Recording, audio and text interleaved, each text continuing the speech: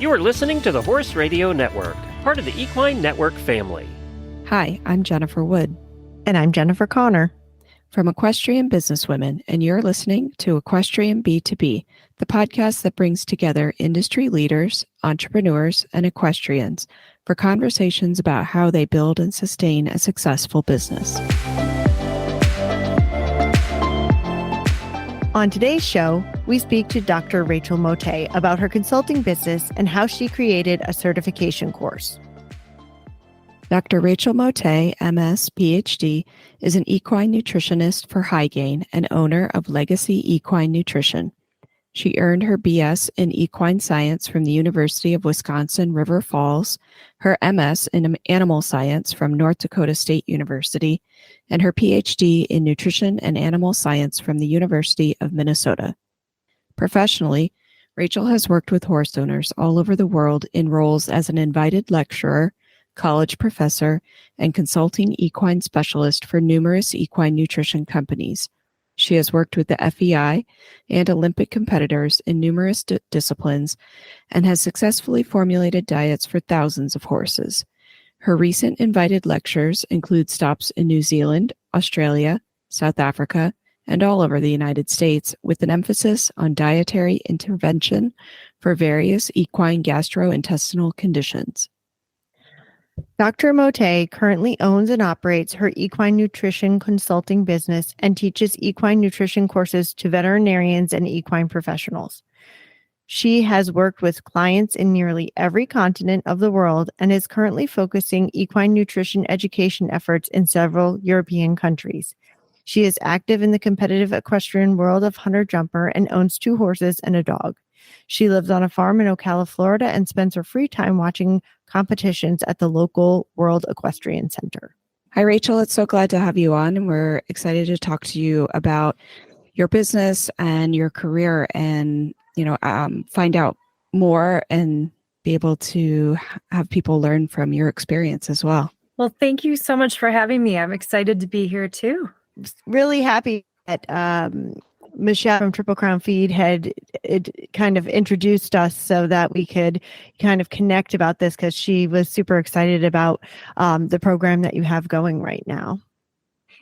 Yeah, she's currently one of my students, and it's funny, and I'll talk about this once we get into our chat, how what you think you're going to do as your business really morphs and has connected me with some really great people like Michelle. So excited to talk about that more. Yeah, that's great. So wanted to start out talking about how you actually worked kind of in the corporate setting in corporate sales, and now you're in consulting. So what was the biggest shift that you had to make when you moved working in the corporate sales into running your own consulting business? I would say the biggest shift would be, you go from such a team structure to being, like a one-man band or a one-person show. And it's such a different feeling. And I still, to this day, kind of miss that coworker structure and being on a team. The benefits of running your own business for me outweigh being in that corporate structure, but it was a really different feeling going from a team to an individual setting. There's so many shifts that happen, and just how you have to work, how you've got to motivate yourself. But that was the biggest one to me, and working 100% remotely. For sure. Yeah. Did you feel lonely at first?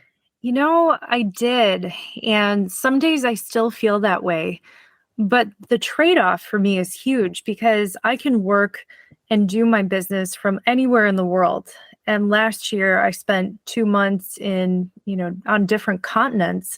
So there's some huge benefits to it. But yeah, for me personally, sometimes it's hard not having coworkers, definitely. But, you learn to make sure that you interface with people during the day in some capacity. So maybe working at a coffee shop or just taking time during the day to run errands and be around people. If you're a people person, for individuals who are okay spending more time on their own, it can be a really good fit doing remote consulting. But for me, I have to make sure I incorporate some people activity during the day.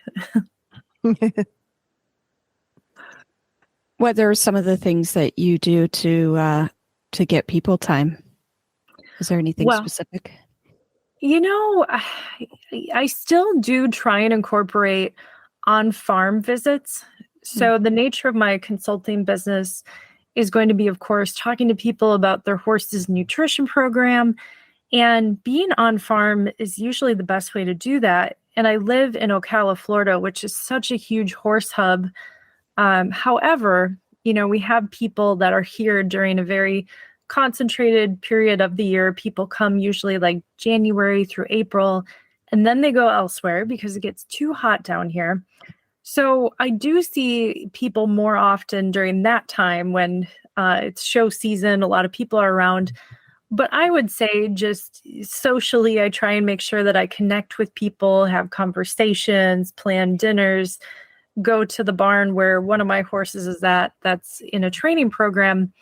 Today, this afternoon, this sounds really silly, but I took a little trip up to the dump because I had to take out the trash because the garbage man doesn't come to my house in Ocala. So, I mean, there's little things that I try and sprinkle throughout my day so that I make sure I have that human contact instead of just me and my dog and the horses at my farm. Right. Mm-hmm.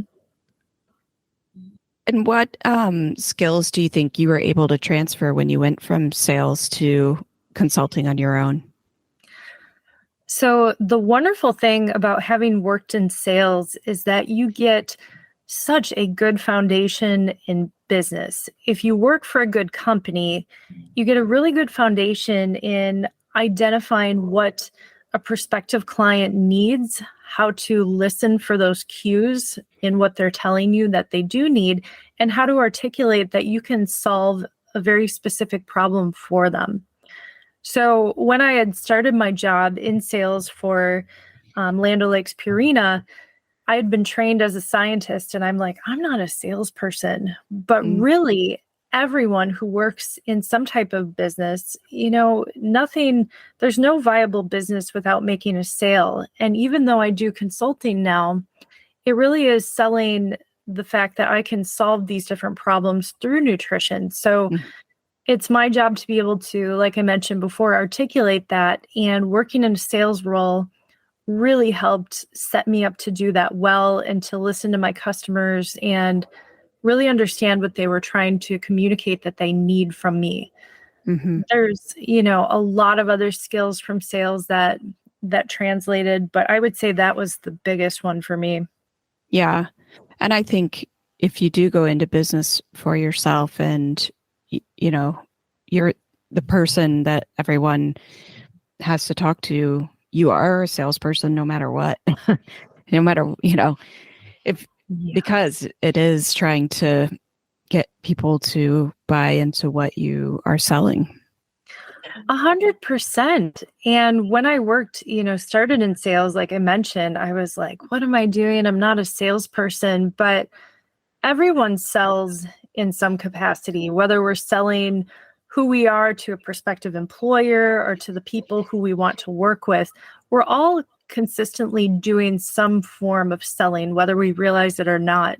And when you work in a role like that professionally, you get to fine tune the art of successfully selling and working with people, understanding how people want to be communicated with. So that really helped set me up for the business I do now. Right. I do think sales teaches a lot, and it really makes you kind of think outside the box and also maybe push yourself in areas that you might not be comfortable with. I was recently reading a book, and the author was talking about how he went into sales because he was terrified to speak in front of people. And there was a company that had a really great training program, a great sales training program, and he got a job at that company to learn those skills. And I think that they are they're applicable to any kind of business, whether you want to be a salesperson or not. I think it's super important to understand what sales is so that even if you're in a supporting role, you're able to further help the company. Yeah, absolutely. And that sounds like an interesting book because a sales role would be so scary for someone who didn't feel comfortable speaking publicly, or, you have to get really good at talking to all types of people, and not everyone wants to be communicated with in the same way. So Right. yeah, it must have been a super interesting book. Yeah. And I was thinking about it because I was like, oh, you know what? I mean, I did some public speaking in college and in high school, but because they basically force you to. But now I like get up and give presentations and can talk in front of people, no problem. And I think that the sales my sales job has given me a lot of those skills to do that. Oh, excellent. And Rachel, you mentioned, the different ways that people like to be communicated with. What kind of ways do you see from your job and now in sales and now in consulting? So that's a great question. And, having worked in the corporate atmosphere, they train you a lot for this. A good company will. Mm-hmm. And I remember there was a training called Versatile Salesperson, which helped you identify what, communication style you had and identify the different communication styles that people have. And in some degree, especially when you're in a sales role, part of what you're trying to do is mirror a communication style that you're picking up from that other person. Mm-hmm. Because, there's some people, like clients of mine, that want to get to know me and talk to me about where they live and their family. And there's some people that are going to be all business, very analytical, very focused on the task at hand only. And it's important for us to know as an entrepreneur that I'm going to, make that person uncomfortable if I'm trying to make small talk with them and they just really want to focus on the task, versus if I ignore that in the individual who wants to get to know me a little and wants to know about me as a person, that they may feel a bit slighted if I don't give some attention there. So, what I had learned from working in the corporate world is some mirroring, or really to try and pick up on those cues of how the individual wants to be communicated with. And I think in my head, there were some clients that I worked with, and some of them kind of exhausted me because I'm not, I'd say I'm fairly energetic, but I had some clients that would talk like 100 miles per hour, and I would try really hard to bring that energy to the conversation because I knew that's how they liked being communicated with. And so I really sometimes have to step outside of my comfort zone to match that. But it does make me a better business person because it makes more people or more diverse audience feel like they can connect with me on a personal level in a way that feels comfortable to them. Mm-hmm. That's a good way to put it. Yeah, and I do think that's really important. And I've had this conversation with several people because my company is not strict about what we wear when we go out in the field, at meetings, even at conferences. It's very casual, wear jeans, wear sweaters and logoed shirts, but it's never like show up in heels or show up in dresses or show up in fancy dress pants, because we're communicating with veterinarians who are out in the field.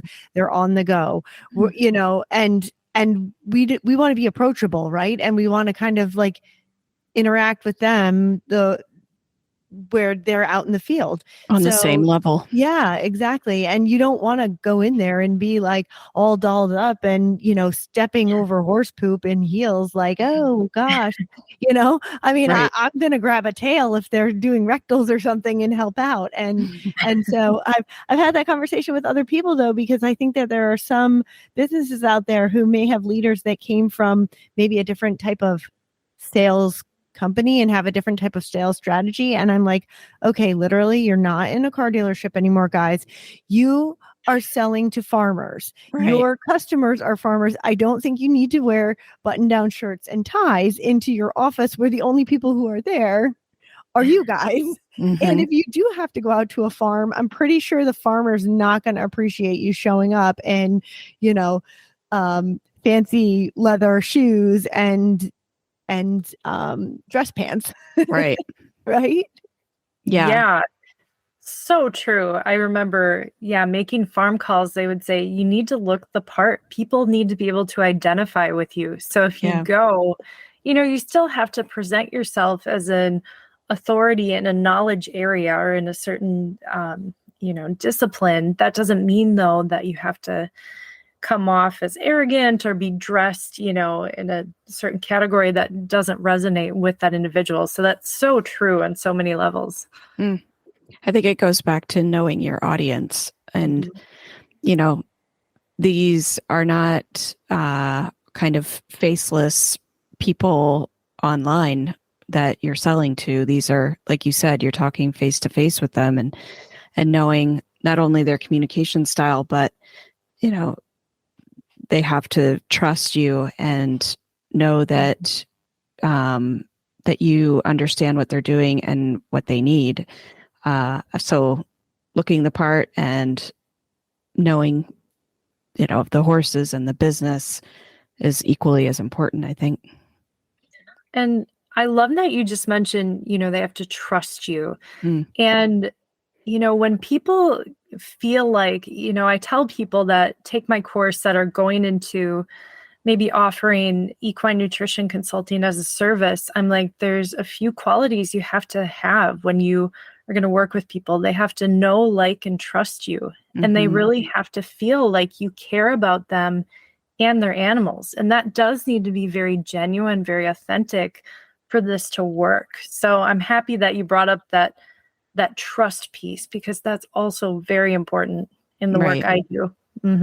Yeah. I mean, I don't have to trust someone if I'm buying a pair of sweatpants, but if I'm buying, something that is keeping my animal alive, then yeah, I need to know that you know what you're talking about, and yeah, it's gonna work. And are there other skills you think are important when building a consulting business? I would say the biggest one I've touched on a bit already would be being very good with communicating with a whole diverse array of individuals. You do have to be organized to some degree, and organization, usually I've got about 100 irons in the fire at any given time. As long as you can stay organized and follow up in a timely manner with your clients and, delegate where you need to, those are some really important things too. And I would say, I've worked with business coaches over the past several years since I started my business. And one of them had said to me something that always resonates with me. Is like, you need to think like a CEO. And, that ties into the word I just used, delegating. So you have to get good at handing off tasks and stay in your zone of genius, and being able to recognize where that is as you're running your business, where your time is best spent, where it's most productively spent, and giving some of those tasks that are more trivial or can be done by, a number of other different people, handing those off. Those are all things that I think are good to have. But that strength in communication is the biggest thing you need, I would say. Yeah, it's kind of a common theme that we've heard from a lot of business owners about, kind of knowing what you can do, and then knowing what you don't know and passing that off to somebody else, or finding appropriate people. And I think sometimes we get stuck in doing so much ourselves, especially in the equine industry, but also that we don't look outside, like virtual assistants and, other places where those people can help you run your business on tasks that you don't have to actually do yourself, right? Yeah. And like you just said, knowing what you don't know, and then to add to that, being okay with that and hiring it out, because you will waste so much time trying to figure out how to build your own website, and update it. Or there's all these little things, like being okay with not being the tech pro in your business, hiring someone to do that. Yeah. That really resonated with me, because I think about the things I've tried to do and then just have been like, you know what, I'm going to hire a professional to do this, and it's going to be 10 times better than I can do. And yeah, I'm going to spend a little money hiring that person, but in the end, I'm going to take that time to work with my clients and prospects and make better use of that time. So yeah, I like how you mentioned that. Yeah. Yeah. Well, we a couple of ladies on, and I mean, they don't have an employee to help run their business. They've outsourced everything. And I just find that incredible that they were able to, network and find out what they needed to in order to sell their product. And they don't have to touch their product, and they just outsourced. And I was like, wow, that is something that I think more people should look into and do. Yeah, definitely. What does a successful consulting business look like? Oh, wow. That is such a huge question. And I like that question because when I started my business, I would probably hand you something that was maybe a bit more monetary in nature. I'd say, like, well, successful consulting looks like making this number of dollars per year. And once you do, you start your business and you have a bit of success and you're like, this really isn't about, at least for me personally, it's not about making more money. It's about being able to impact positively more lives of humans and horses. So for me, when I think about what success looks like, I think about how many lives could I touch or impact this year? And how do I multiply that? And for me, teaching others how to do the skill that I do professionally is a way that I can expand my reach and help more horses and help more owners. So I feel like for me, it's evolved a bit. I mean, there's certain benchmarks that you want to hit to be able to maintain your lifestyle. But once you do that, I feel like it becomes much more about how many horses can I help each year? And it's hard to put a number on that. I do a lot of free public seminars that are educational in nature for horse owners. And of course, I teach people in my courses every year, and that keeps growing for me. And that's something that I'm able to expand my reach with. So I think, for me, like I said, it started as something more monetary. I want to make X amount of dollars in the first year or second year. And then you do that and you blow it out of the water and you're like, okay, it's time to do some soul searching. Why am I really doing this? And what gives me satisfaction? Because what you find is when you hit a little bit of success and not, I wouldn't say anything crazy has happened with me in my business, but it's been a good business for me. But you hit this point and you're like, this isn't really what's driving me. Yeah. It really is more about the people. And thinking about that is really what keeps me going in my business. I think that's a great way to look at it and to not discount the financial factor, right? I mean, if you're just starting a business and you've maybe quit a comfortable job somewhere, then yes, money is the most important factor when you're getting started. And, I think most people are lying if they said that money doesn't play a part in in what success means to them. But I think being able to change, once you have that financial stability and looking at what makes you happy or how you want to spend your time, or like you said, what makes the business successful to you can change. And it maybe not is financially motivated all the time. Well, and I always encourage people to think about, how much money do you feel like you need to sustain your lifestyle? Mm. Because, my first year and a half in business, I worked with business coaches, and working with a coach it's a really positive thing. However, they're so dollar and cent focused, like, you've got a business worth this amount of money every year. And you really have to do some soul searching and tell yourself, okay, there's an infinite amount of money out there.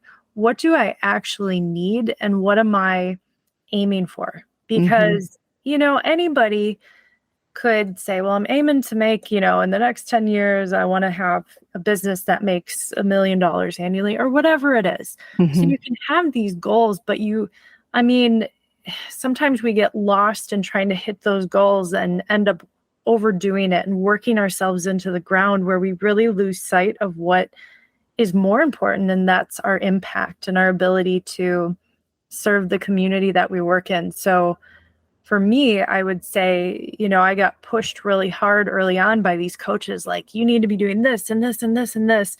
Started running myself to the ground. And I'm like, I really need to think about what I actually want to be doing and how much I need to make to live a comfortable life. And from there, things beyond that are a bonus. But it's kind of a shift of mindset I've had to do. Right. Yeah. And I think, we had a networking brunch a couple weeks ago, and our keynote speaker, her entire business now is about, social purpose for companies. And she believes that every single company should have some sort of social purpose based on what's important to you or, what your company stands for. And by having that, it will make you more successful in the long run. And it'll be more fulfilling. I think that ties in really well with what you're talking about. That's so true. I mean, that's what gets you out of bed in the morning, because after a while, I mean, some people, maybe money will get them out of bed every day for the rest of their life, but I feel like a lot of people out there want that purpose. So I would agree with that aligning your business with that is going to make you feel like you've really accomplished something in your life. Especially horse people, or for people in the equestrian industry. I mean, there's a ton of money in this industry, don't get me wrong, but I think, a vast majority of the people who are in it because of the animals and what the animal gives to them. And there's something a little more meaningful in that and being in this industry than just making a ton of money. I agree. Yeah, definitely. So now that you have your own consulting business, what does it look like for you in having repeat customers? Is it a lot of one-time consulting jobs, or do they come back to you? Yeah, so that's a great question, and actually something that makes me think about things I could be doing better in my business. But the nature of nutrition consulting and the people that come to me, equine nutrition, just like human nutrition, is ever evolving. And in horses, you might have a season where you're showing and competing every weekend, and then you have the winter time where you're not doing a whole lot of anything with your horse. Or maybe you have a horse that is recently diagnosed with something, metabolic issue that is going to dictate what they need from a nutritional standpoint. And it could be something degenerative that is going to continue with the remaining life of the horse. So nutritional needs are constantly changing. So for me, I would say I do have a fair amount of repeat customers. Just today, I actually had 2 follow-ups. And if I get people's horses in my system, it gets so in my business system where I've got their background, their history, what they've been eating for however long I've been working with them. It's really easy for me to connect with those owners and do a follow-up and say, okay, we can tweak this based on what you have going on now. And they say, people who have already done business with you, that's kind of your low-hanging fruit, so to speak. Those are the people who already know, like, and trust you. So when you think of it from a sales perspective, those individuals are likely to hire you again or to do some type of follow-up. So with that question, it just makes me think of, there's probably more things I could be doing by checking in with people who I've worked with before. Oftentimes they re-find me and come back to me, but it's really smart as a business owner to check in with those people and see if they want to connect again, especially in the field I'm in, because nutritional needs change all the time. I think that could apply to so many different types of businesses. And, isn't it the reason that you get 5 follow-up emails after you buy something online? It's because they want to connect with you again and they want to sell to you again. So, and half the time you're like, well, yeah, I do need another pair of shoes. So I think that could definitely apply to anyone, really. And, this being a little more personal in being able to track, the health of someone's horse. But for sure. That follow-up is so important. Absolutely. I know I'm thinking back to like the number of times when I was younger and I was teaching lessons and somebody would come for one riding lesson and I might never hear from them again. And I never followed up to see, like, I'm just like, oh, they'll probably just call me when they're ready again. Right. And probably like if you called them a week later and was like, oh, did your kid really like that lesson? And, do you want to book again? I probably would have had more people come back. For sure. Just reminding them. And so this is a bit more of like a in the weeds question, but do you recommend having contracts with clients? For the type of business that I do, and when you say a contract, for me, I do enter some, I use air quotes, contracts with clients where what I do with every client before I work with them is I have them hop on a call with me and I do what is commonly referred to as a strategy session. So this is, 5 to 15 minutes where I can get to know them a little bit and really understand what they need help with their horse. And upon doing this, what I can hear is, some people I can visit with them one time, give them a program, send them on their way, everything's going to be fine. But there are some clients that I'll refuse to do that with. And I'll say, you know what, I want us to work together a minimum of 2 months. I'm guessing this is going to be a 3-month project. If you have someone with a horse that's got a severe, metabolic issue or muscle myopathy or underweight or overweight and really is in a situation where you need some longer term oversight. And what I tell them is, I'd be happy and I could give you a program that would be the right fit for a horse in your horse's situation right now. But over the next few months, this is going to change. And we want to make sure, based on the health parameters we're dealing with, that this is the best fit. Now, based on my experience, of course, it is going to be, based on everything on paper, but we're also dealing with a living, breathing animal, and we need to make sure that we are on the best path for your horse to be successful at overcoming whatever kind of challenge we're going through. So I would say, I suggest in a consulting role, really before you give people the option of how they're going to work with you, understanding the situation of why they want to work with you and some of the parameters there within, because I'm not setting anyone up to be successful or their horse to thrive. If I've got someone that has a horse with some serious nutritional needs that are going to evolve, based on maybe their next vet visit or based on what happens in the next month, I could hand them a program, but that's not going to be my best work. And it's not going to give them the result that they're seeking if I just hand them, a one-time consult and say, okay, good luck. See you later.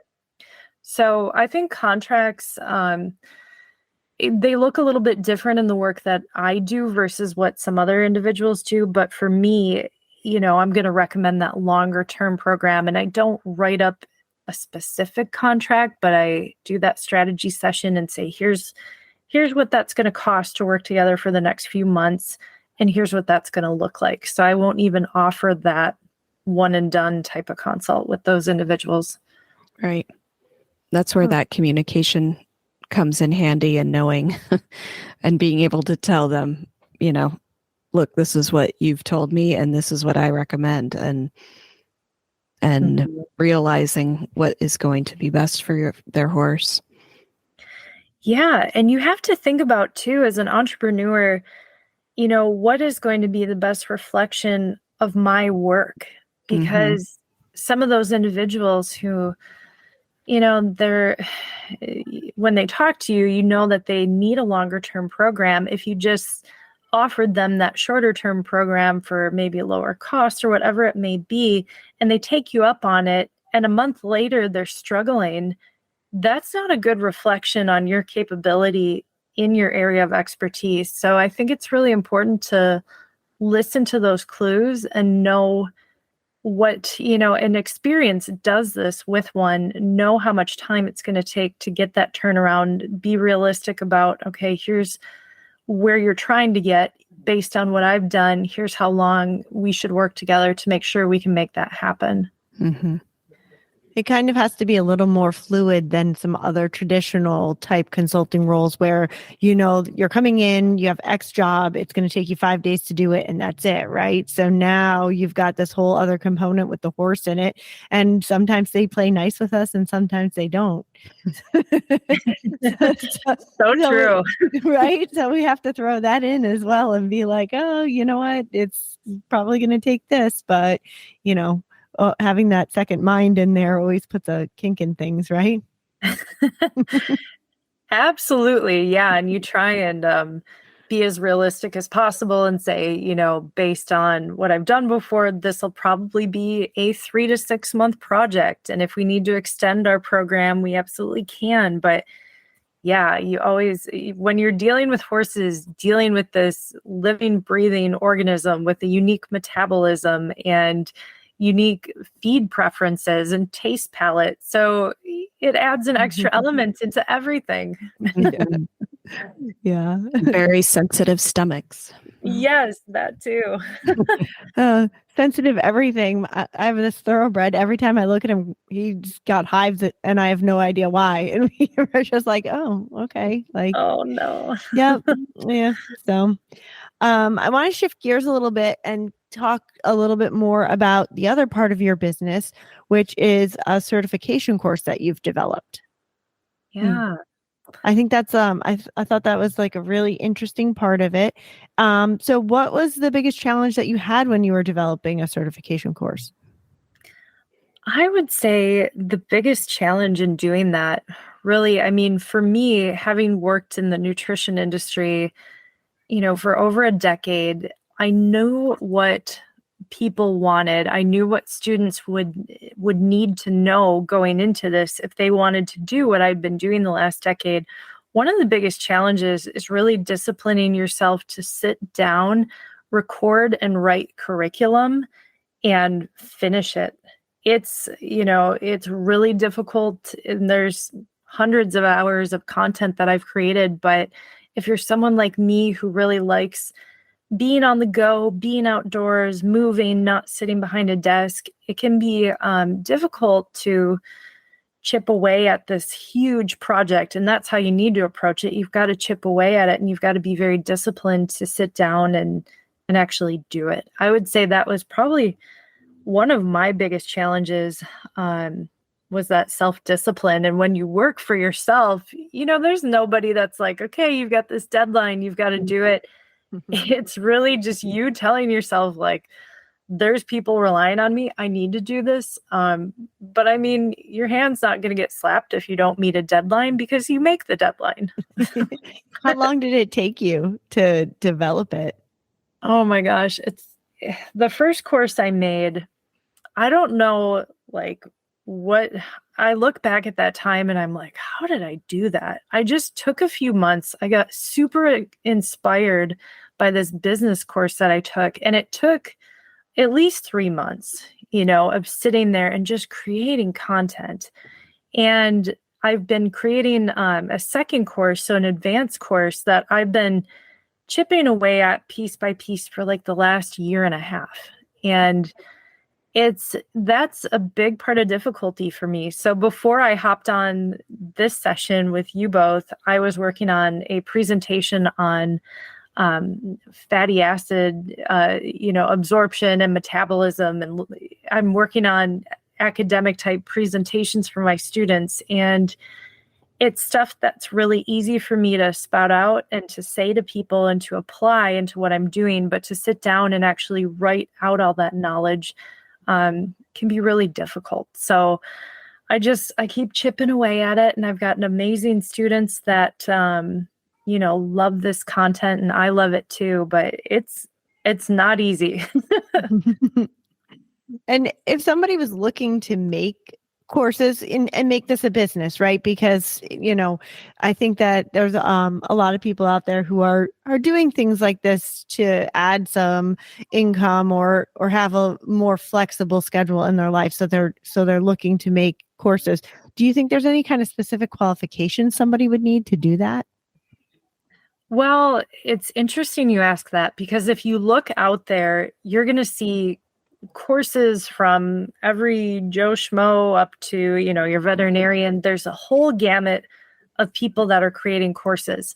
And there are so many platforms that make it so easy to do so, and so easy for users to get on and to get your content. But, personally, I think it's really important to be an expert in your topic of choice, to be somebody who truly does understand at a very high level what you're teaching. You're not teaching something that you just learned within the past, few month or so, but it's something that you've really taken time to synthesize and you're an expert in. And, these courses that are out there, because there are so many of them, which we saw a lot more online learning type of things come up after COVID, I think, it's really important that if you're trying to make that a viable portion of your business, you have to set yourself apart and you have to have a lot of passion for what you're doing. And even just this morning, I was talking to someone who's joining my course. I've got a session that's starting up next month. And she's like, I listened to this informational session you had recorded, and your energy and how you approach this and how you interact with people really spoke to me. So you have to make sure that, a qualification, or that's what I feel like a qualification should be, that you're very passionate, especially about the topic, but not only that, but also about your students and their experience going through your course. Because like I said, there's so many courses out there. There's universities that offer nutrition courses that, I'm a private business that offers this, and it's different from what universities offer, but it's a different feeling, and people want to work with people that resonate with them, that they like, that they feel comfortable with, that they feel like care about them. So, qualifications, like I said, everyone and their grandma's got a course now, but you've got to have passion, you got to know your topic, and you've got to love your students. Otherwise, I think it'd be really difficult to make a go of it. What was your motivation behind starting it? Why did you think it was necessary to have this type of course? So the reason I thought this was something valuable is because when I worked in the corporate world, I trained a number of interns, people at feed stores, and the whole gamut, and did tons of horse owner workshops. And I taught so many people how to identify what their horse needed nutritionally. And through doing that, it made me realize that most horse owners don't have a good grasp on how to properly feed their horse, which I don't blame them. There's so many things to think about with your horse. And a lot of times horse owners aren't directly involved in the nutrition. But what I realized through doing all those different activities is that this is something you don't need a PhD to do. This is a skill that can be taught to people who have a passion in this area. And so from that, I discovered that this is something that can help a lot of horse owners. There aren't very many people out there doing it outside of people who work for feed companies. And there's a huge need, especially for people who are doing this independently, unaffiliated with a feed company. Of course, if someone works for a feed company, that's great too. But the need for an unbiased nutrition advisor is very great. So I realized, this could be an avenue to explore. And it started as a course where I was just giving people education. But then it turned into me saying, you know what? I've made this a viable business. I can help other people do this too. And it transformed into something I never could have guessed it would become. But it's something that people have taken and made their own and worked with so many owners with that, it's become something bigger than I could have imagined, and something that's extremely gratifying and just really, fills my heart to be able to do this kind of work. That's great to hear. I think starting a second business while you already have, your own other consulting business, it really is a labor of love, and it has to be, something that you care about, and maybe it helps others, but that certainly gives even more meaning behind it and makes it worthwhile for the time and effort you're putting into it. Oh, yeah. Mm-hmm. Do you have mostly women that are in your program? I do. It is mostly women. There are a few men that have come through, but my experience has been mostly women thus far. And they go on to use it to make their own consulting business? Yeah. So a lot of people who come through my program, and many of them want to offer this as a service. And a lot of them are professionals, and maybe they do body work, maybe they're a trainer, instructor, barn owner. And a lot of them want to make this a service because they're being asked a lot about nutrition already. And then I'll have professionals. I've had a number of veterinarians and vet techs come through as well that want to add this to their business model. And then I'll have a group of people who are just like, I just love this topic and want to have intelligent conversations about equine nutrition. So I'm going to take your course so that I can do that. And maybe someday it'll make me money. Maybe someday it won't. But I love this topic and want to learn more. And that's really cool. So how did you determine what you were going to charge for a course like this? Oh gosh, that is one of the hardest things when you're an entrepreneur. Definitely. Like, especially when you don't have like a product, somebody orders this product and you can look at a market and price yourself based on that. But what going through the business coaching that I did taught me is looking at it as more of, what is the value of what I'm providing? Because it's not something you can look at and say, well, it has this many hours of content. If I charged it, or priced it based on, an hourly rate or something like that, you just can't do that. You have to look at the value, and you have to look at what it's giving back. And it's something, through business coaching that you just kind of learn how to price yourself appropriately and how to make sure that you're asking what that course is worth. And I will tell you, my course is not by a long shot the cheapest out there. It is not, but I 100% believe that how I have it priced, is actually even very fair, maybe even a bit on the low end for what people get from it. And the value that it brings to people who have this skill for their own horses, if they can make dietary changes that change the life of their own horses, if they can pass that on to people, charge them for it, and have people with a horse that's more healthy, lives, the next 5 years without vet bills that are avoided because of the better nutritional program they're on. So the value of it is huge. And I think, without going down a rabbit hole on this, you really have to think about the value of your product and not look at it as an hourly dollar and cents kind of thing, but bigger picture. What am I imparting? I'm imparting a skill that someone will have for the rest of their life that any single horse out there can benefit from. So that was something that I had to go into pricing with. And, for me to sell my course, it's really important that I visit with people and explain the value of it, because a lot of people will send me messages and be like, what is the cost of your program? I'm like, well, before I give you that information, let's talk. Because if your goals are to do this in some kind of professional capacity, or maybe for info for a large herd that you're managing, this course is going to pay for itself within a few months.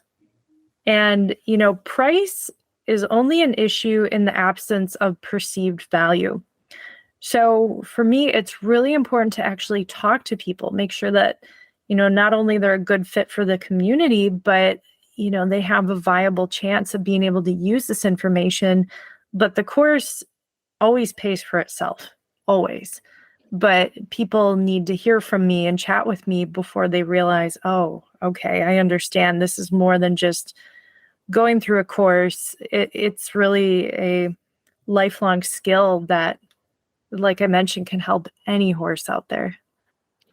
Do you also help people who complete the course kind of figure out what their pricing for consulting would be going forward, or do you kind of leave that up to them?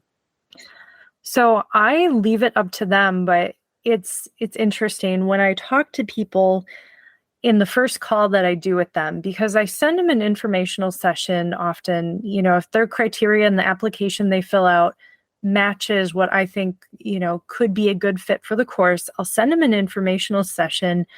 And then I'll talk with them and I'll tell them, here's the amount that recent advisor graduates are charging, and here's what they're getting.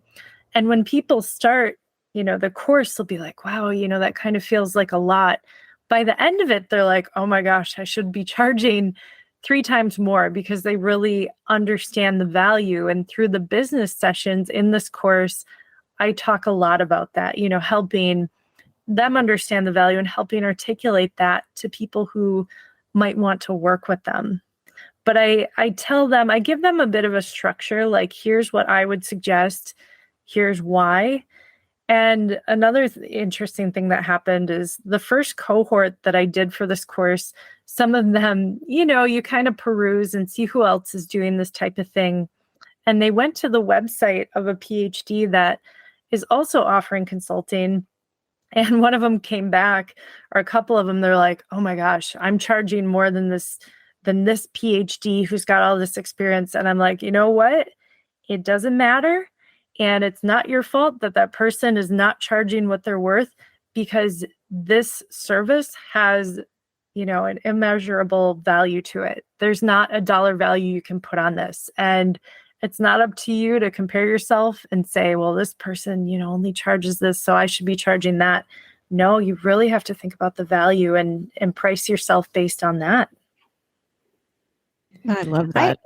Yeah, It's so true. I do too. It is because I think so many times, people are trying to gain more business, so they're cheaper, or, Mhm. they're going to undercut this guy or whatever. Absolutely. And I think in the long run, what happens is you get burnt out because you aren't making money. You aren't making what your value is. And so in the long run, you're kind of, maybe you have a lot of business, or you have these clients. But I think that if you're not feeling like you are valued in the long run, you're going to be burnt out from it. Mm-hmm. Yeah. And I think, understanding what you're worth is a huge part of the business and entrepreneurial process, and feeling confident in charging that and confidently stating it. I tell my students that too. And it's, I am fairly unapologetically, I am priced higher than a lot of nutritionists in the market, but I know my worth. Mm-hmm. And I think it's really important that my students know their worth too. And I don't get a lot of kickback. Some people won't work with you because of that, but the people who are meant to work with you will, and they will understand how much value you bring them. It's not just a basic consult. It's a service. It's a whole process that they go through with you. So there's a lot of value added there on top of creating a diet for their horse. So I feel really confident in how I'm priced. I'm not priced the same as other people doing the same thing, but I offer something very different. We've never truly talked about that with anyone on the podcast before that I can remember. And it's so important. I think, there's always going to be companies out there that are going to undercut your pricing. And, I've had even potential clients ask me, I've talked to so-and-so, why are you charging twice what they charge? And I'm able to, very confidently say, because we deliver a better service. We will do a better job. The quality is better. And I think that, yeah, not just recognizing that, but owning it and being very sure of it is really important. Yeah, I think, a lot of us shy away from the money topic and how much to charge and feeling confident in that. But you do really need to, and you need to think about the service that you're offering. It's not like you're just, for most of us, slapping a price tag on something and saying, well, because I've got these initials behind my name, I just cost this amount. It's really, the quality of the work that you're doing. And you do want to be accessible to everyone, but at the same time, luckily the kind of work I do, the value is pretty instant. Most of the consults I do actually pay for themselves because the knowledge that I can impart in with many horse owners is most of the supplements they're feeding are completely unnecessary. So you've got, thousands of dollars in savings from the 1 hour consult that we've done just, right there. So it's paid for itself and then quite a bit.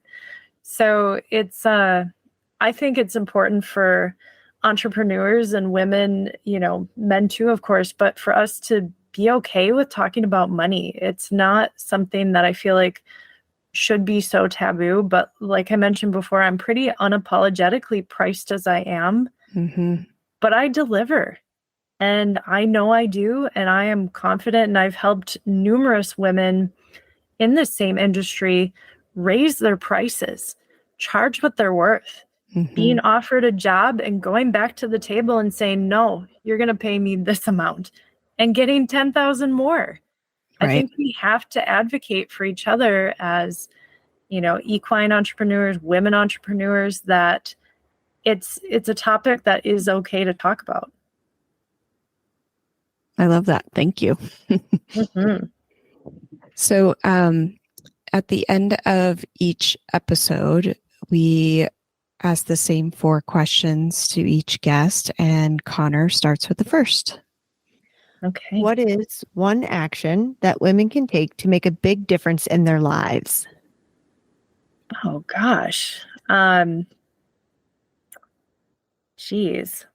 These rapid fire questions. I'm like very thought provoking. So one action to make an impact in their lives, I guess, to piggyback on what I just said, charge what they're worth and be confident in their ability to deliver. I like that. And what is the best habit that keeps you motivated personally?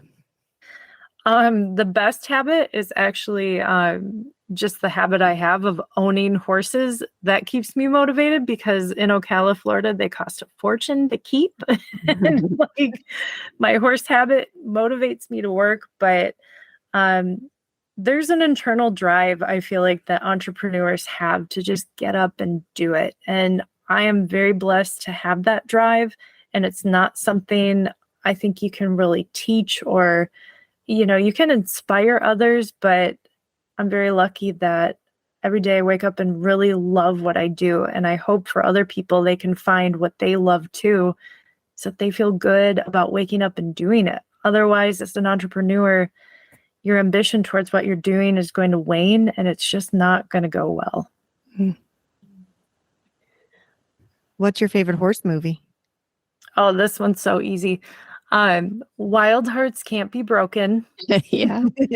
It's such a classic. It's so good. And So good.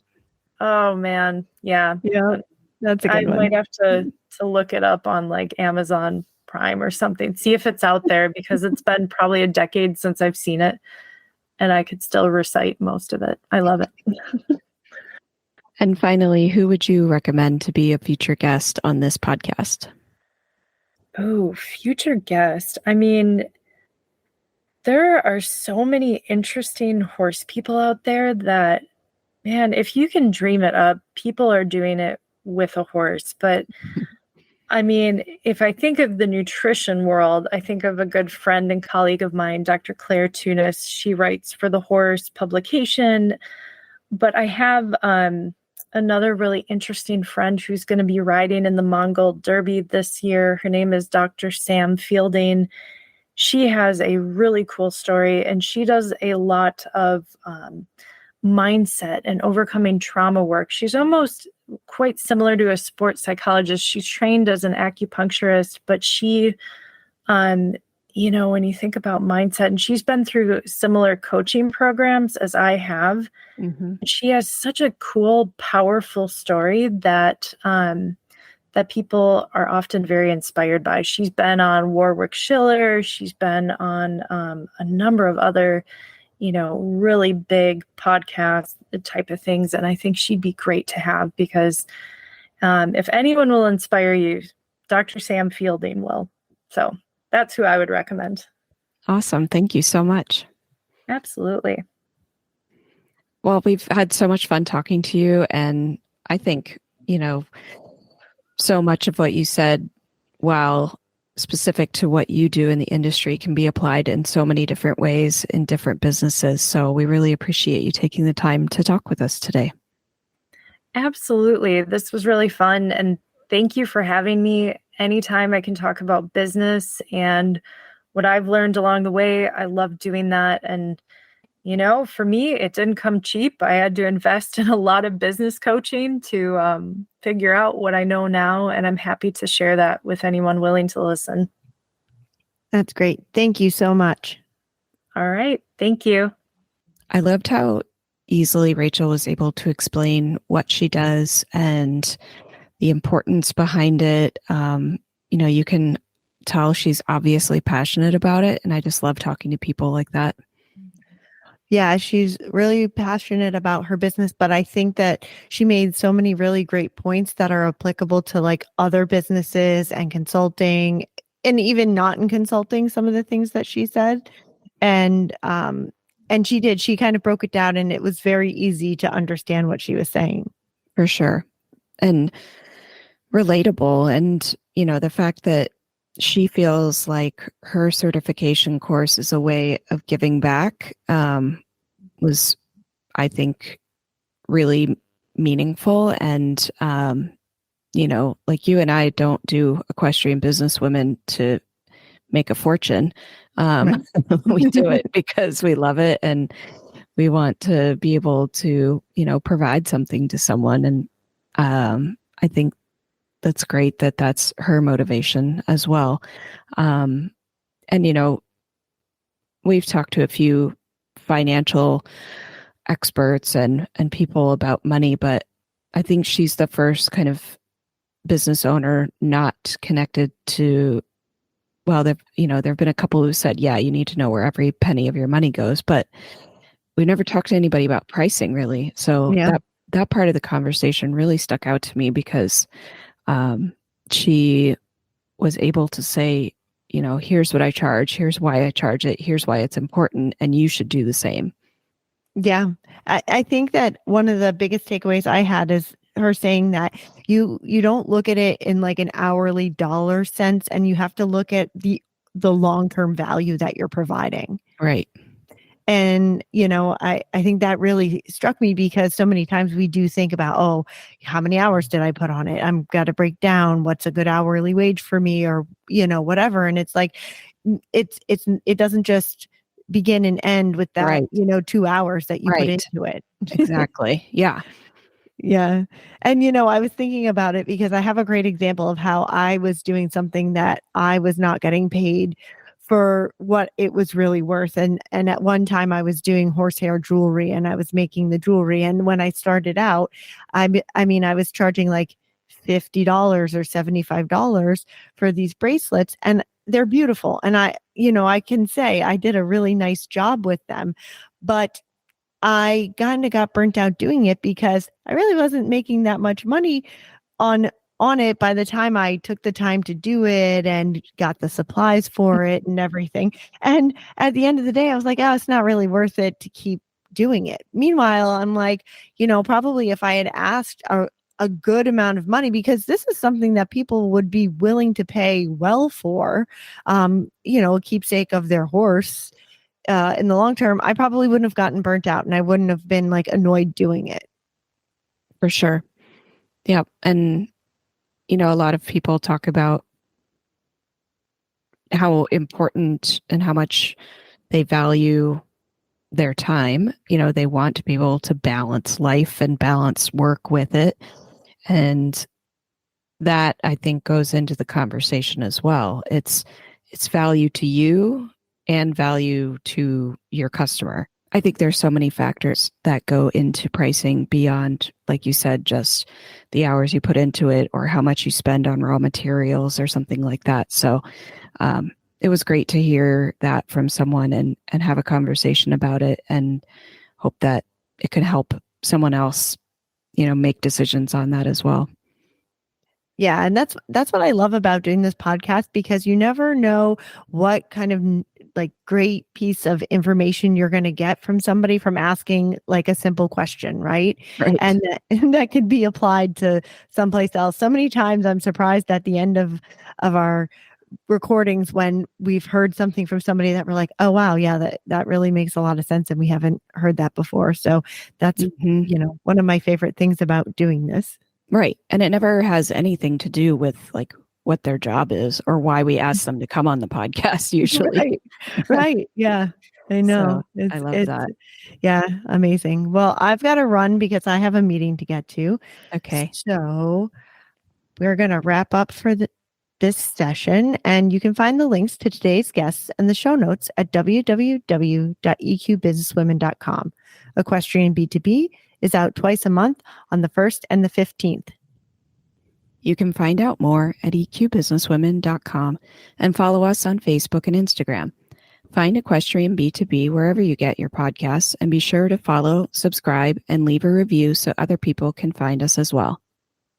You can have all 20 plus shows of the Horse Radio Network with you wherever you go with their free app for iPhone and Android. Go to your app store and search Horse Radio Network. Now, go value your worth.